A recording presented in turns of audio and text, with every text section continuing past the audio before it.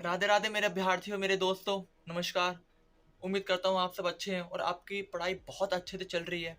आज हम बात करते हैं संविधान संशोधन के बारे में कि इस गवर्नमेंट में, एनडीए गवर्नमेंट में कितने हुए हैं और कौन कौन से हैं। मैचिंग में आ सकता है। ओके, हम जल्दी से रिवाइज करते हैं। देखिए, इस गवर्नमेंट में टोटल अब तक 8 संविधान संशोधन हुए हैं, 99 से लेकर 106 तक। अब 99 संविधान संशोधन हमारा है राष्ट्रीय न्यायिक नियुक्ति आयोग। इट मीन्स कि जजों की नियुक्ति अब इस आयोग के माध्यम से की जाएगी, ना कि ना कॉलेजियम के।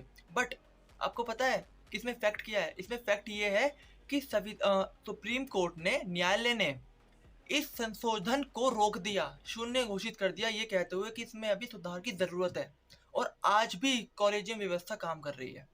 सेकंड, 100वां संविधान संशोधन क्या है? बांग्लादेश के साथ हमारा बहुत सालों से एक जमीनी विवाद था।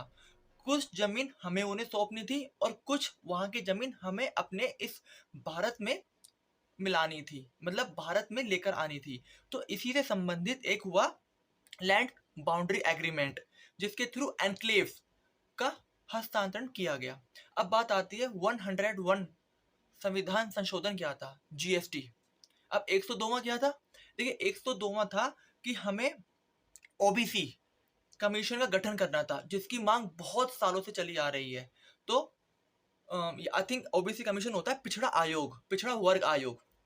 अब आप मुझे कमेंट में बताइए कि क्या ओबीसी कमीशन को संवैधानिक दर्जा प्राप्त है या सांविधिक, और इनमें अंतर क्या होता है? ओके, नाउ अब आप बात करते हैं 103वां संविधान संशोधन। ये क्या था?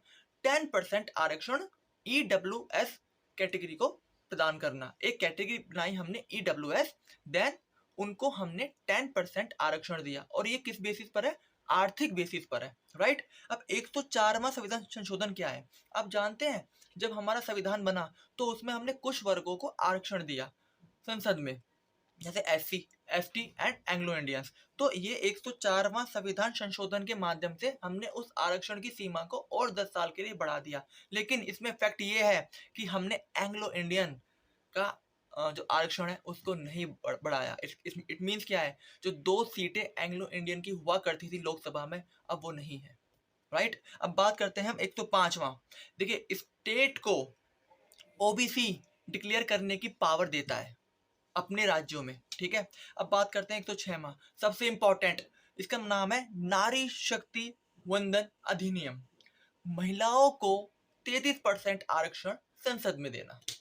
तो कैसी लगी आपको ये इन्फॉर्मेशन, बताइएगा। राधे राधे, जय हिंद। सब्सक्राइब करना मत